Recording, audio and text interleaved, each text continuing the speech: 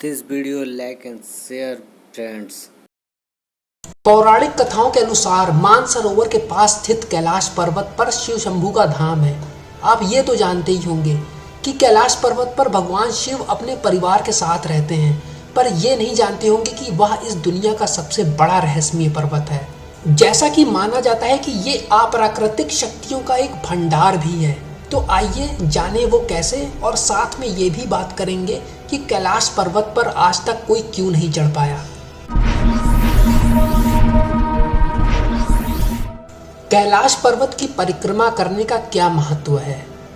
कैलाश पर्वत सबसे रहस्यमय, गुप्त और साथ ही में सबसे धार्मिक और पवित्र पर्वत माना जाता है। इस पर्वत की परिक्रमा लोग सदियों से लगाते आ रहे हैं, यहाँ तक कि हजारों सालों से। ये तीर्थ स्थान बहुत ही महत्वपूर्ण स्थल है जो जीवन के सारे चरणों, शुद्धिकरण और पुनर्जन्म का प्रतीक है। बौद्ध और जैन इस पर्वत के चक्कर लगाने को खोरा कहते हैं, वहीं हिंदू इसे परिक्रमा कहते हैं। एक चक्कर लगाना जीवन के एक पहिए को घुमाने के बराबर है, जो जीवन में किए गए सारे पापों को धुल देता है। कैलाश पर्वत की परिक्रमा के बारे में मान्यताएं। 12 बार परिक्रमा कर लेने से ऐसा माना जाता है कि ये पिछले जन्म और इस जन्म के सारे पापों को समाप्त कर देता है। वहीं 108 बार परिक्रमा पूरी कर लेने पर ये इंसान को मोक्ष प्राप्त करा देता है। एक खोरा यानी एक चक्कर लगा पाना ही बहुत मुश्किल है, क्योंकि इस जगह तक पहुंच पाना ही बहुत कठिन है और खतरे से भरा हुआ है। ऐसी जगह जहां पार्वती जी ने की थी कठिन तपस्या, इस जगह को गौरी कुंड कहा जाता है। ये कुंड हमेशा बर्फ से ढका रहता है, मगर तीर्थ यात्री बर्फ हटाकर इस कुंड के पवित्र जल में स्नान करना नहीं भूलते। 7.5 किलोमीटर तथा 80 फुट गहराई वाले इस झील में माता पार्वती ने भगवान शिव को पति रूप में पाने के लिए घोर तपस्या की थी। मानसरोवर झील की खोज। ऐसा माना जाता है कि महाराज मानधाता ने मानसरोवर झील की खोज की थी और कई वर्षों तक इसके किनारे तपस्या की थी, जो कि इन पर्वतों की तलहटी में स्थित है। बौद्ध लोगों का मानना है कि इस जगह में बीचों बीच एक पेड़ पाया जाता है, जिसमें से निकलने वाले फल किसी भी तरह के शारीरिक व मानसिक रोगों को पूरी तरह से दूर और ठीक कर सकते हैं। हिंदू इस पेड़ को कल्प वृक्ष के नाम से भी बुलाते हैं। मानसरोवर झील लगभग 320 किलोमीटर के क्षेत्र में फैली हुई है। इसके उत्तर में कैलाश पर्वत है और पश्चिम में रक्षातल यानी राक्षसतल झील है। पुराणों के अनुसार मीठे पानी की मानसरोवर झील की उत्पत्ति भगीरथ की तपस्या से भगवान शिव के प्रसन्न होने पर हुई थी। ऐसी अद्भुत प्राकृतिक झील इतनी ऊंचाई पर किसी भी देश में नहीं है। पुराणों के अनुसार शंकर भगवान द्वारा प्रकट किए गए जल के वेग से जो झील बनी, उसी का नाम मानसरोवर झील पड़ा। कैलाश पर्वत क्या सहस्त्रा चक्र है? एक और मान्यता है जो कैलाश पर्वत के रहस्य को और भी गहरा बना देती है। ऐसा माना जाता है कि सहस्त्रा चक्र वास्तव में हमारे शरीर में पाया जाता है, जो हमारी परम चेतना का मुख्य केंद्र है, यानी हमारी सुप्रीम कॉन्शियस का मेन सेंटर, जिसे शिव भी कहा जाता है। जब हमारी कुंडलिनी इस मुख्य केंद्र पे पहुंच जाती है, तब उसका मिलन शिव से हो जाता है। इसी चीज का भौतिक रूप है कैलाश पर्वत, जहां पे शिव की ऊर्जा पृथ्वी में केंद्रित है। हिंदू मान्यताओं के अनुसार भगवान शिव जी कैलाश पर्वत की चोटी पर रहते हैं और इस जगह को स्वर्ग भी माना जाता है, जो आत्माओं का अंतिम ठिकाना है और दुनिया का आध्यात्मिक केंद्र। पुराणों में दिए गए कैलाश पर्वत के बारे में विवरण। पुराणों में दिए गए विवरणों के अनुसार कैलाश पर्वत के सामने वाले 4 भाग स्फटिक, रूबी, सोना और नीले रंग के पत्थरों से बनाए गए हैं। ये विश्व का स्तंभ है और इस दुनिया का मुख्य केंद्र। कैलाश पर्वत कमल के फूल के प्रतीक 6 पर्वत मालाओं के हृदय में स्थित है।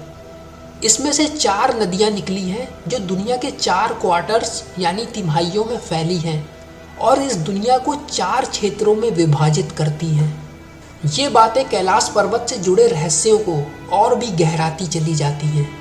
यम का द्वार। यम का द्वार टारबोचे नाम की जगह पर पाया जाता है, जहां से डार्चमैन नाम की जगह पर गाड़ी से पहुंचने में लगभग आधे घंटे का समय लगता है। यम द्वार का हिंदी में सीधा साधा अर्थ है मौत के देवता का द्वार। ये जगह कैलाश पर्वत पे परिक्रमा शुरू करने का पहला बिंदु स्थल है। इसको तिब्बत में चोटेन कैंग निगी के नाम से भी जाना जाता है, जिसका मतलब होता है 2 पैरों वाला स्तूपा, यानी 2 पैरों वाला एक बौद्ध मंदिर।